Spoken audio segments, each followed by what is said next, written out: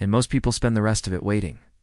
The average human life is 30,000 days. That's Italiano. If you're 30 years old, 11,000 of those are already gone. If you're 40, you've spent more than half. And most people spend the rest of it waiting. Someday I'll travel.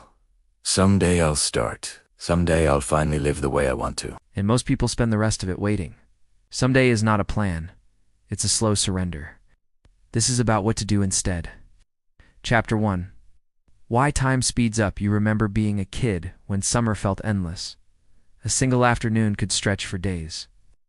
Now years blur past like weeks. This isn't nostalgia. It's neuroscience.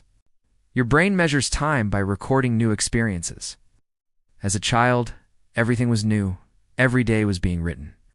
But as an adult, routine takes over. Same commute, same meals, same evenings.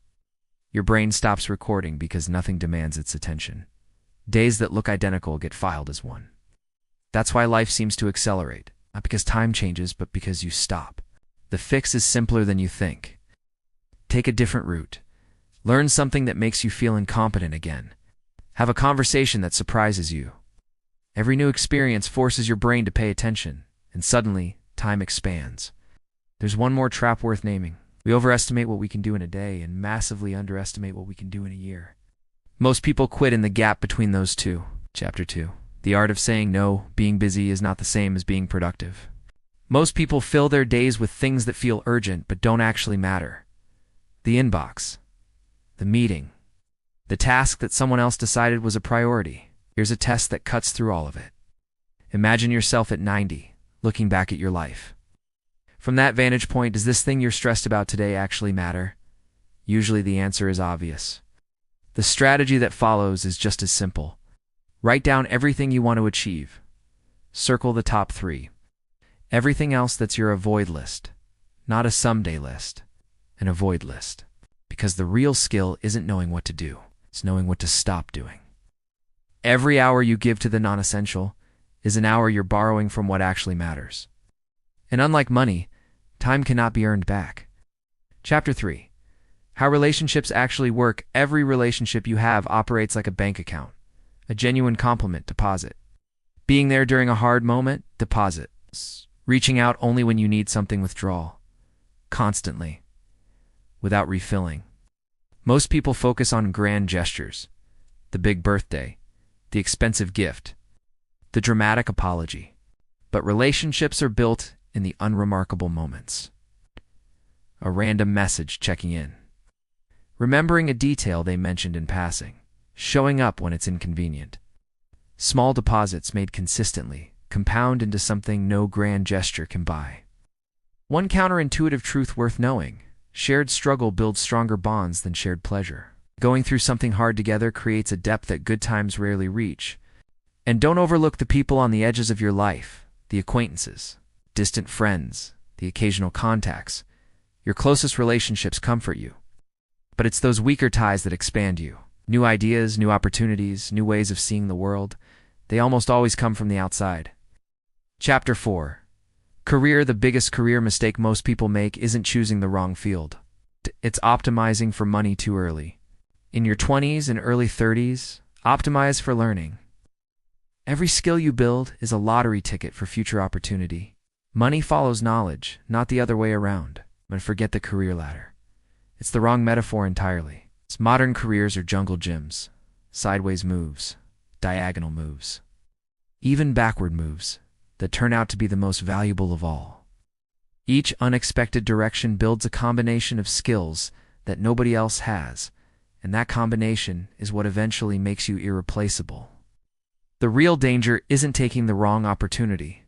It's staying comfortable in one you've outgrown. Chapter 5. Health is a multiplier. Every single thing we've talked about, time, relationships, work, creativity, depends on one foundation, your health.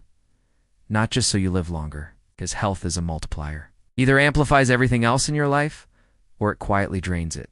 Would you rather have 8 hours of sharp, energized focus, or 12 hours of sluggish endurance? Sleep is not a reward for finishing. It's the condition that makes everything else function. Without it, your decision-making deteriorates to the same level as someone who's been drinking. that relationship you're trying to build, that work you're trying to do. All of it runs through a brain that either has what it needs or doesn't. One practical reframe worth adopting. You're not one person, you're two. Morning you makes the plans. Evening you has to execute them. Don't let morning you schedule something evening you will resent. Honor the body across the full day, not just the ambitious hours. Chapter 6. Learning faster. The fastest way to learn something is to teach it, not after you've mastered it before. Your confusion makes you a better teacher than expertise does because you still remember exactly what's hard. Read biographies, not for inspiration, for leverage. Each one gives you a compressed lifetime of decisions, mistakes, and hard-won lessons in a few hours. And here's something that sounds wrong but isn't. Stay deliberately bad at some things. Not everything deserves your full effort. Spreading yourself across too many things makes you average at all of them. Strategic incompetence, being genuinely unapologetically bad at non-essentials, keeps your focus sharp and your ego honest. One more. Constraints are not obstacles to creativity. They are creativity, Shakespeare wrote in rigid meter and rhyme. Those limitations didn't restrict his genius, they forced it. Chapter 7. Your emotions have a timer. The chemicals your body produces during any strong emotion, anger, fear, anxiety, last approximately 90 seconds. 90 seconds. After that, you are choosing to stay in that state. You can't control the first wave. It arrives whether you want it or not. But the second wave, the one that becomes a bad decision, a broken relationship, a lost opportunity, that one is yours. Emotional regulation is not softness. It's the skill that separates people who are smart from people who are effective. Raw intelligence gets you the job. The ability to remain calm when everything is difficult gets you everything else. One last thing. Stop avoiding difficult conversations. Avoidance is compound interest working against you. The longer you wait, the heavier the debt. That uncomfortable conversation you've been postponing, it is not getting smaller. Chapter 8. Money and time. Most people think earning more money solves the problem of time. It usually does the opposite.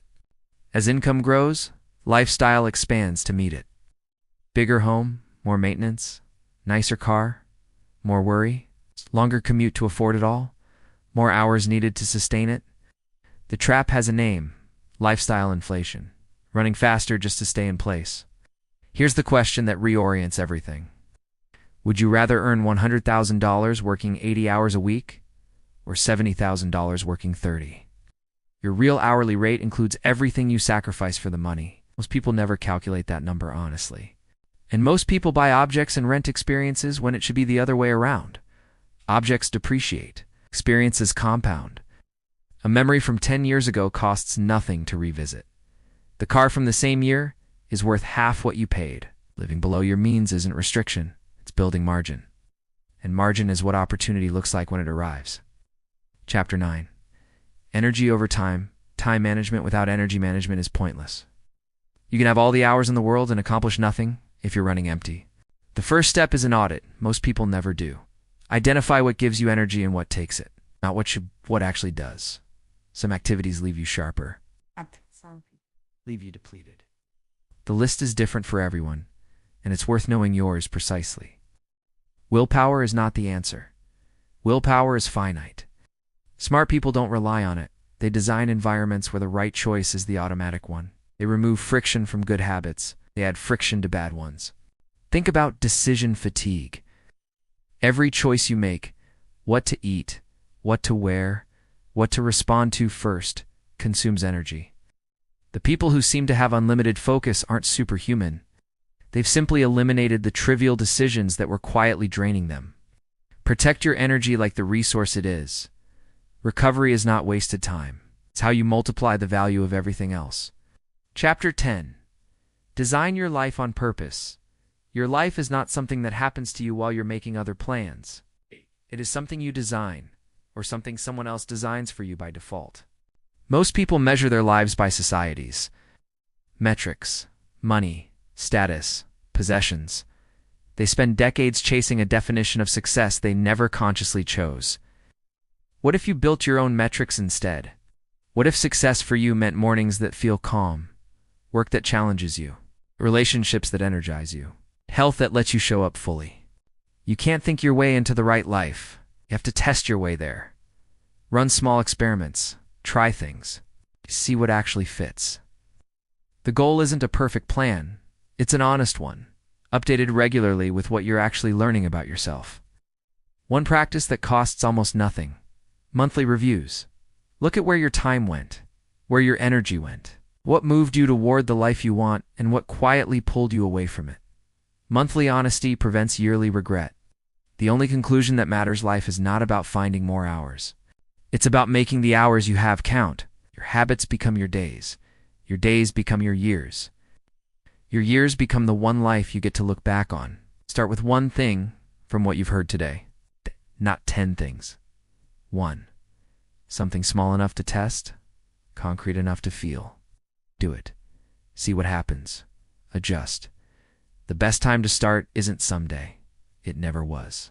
8.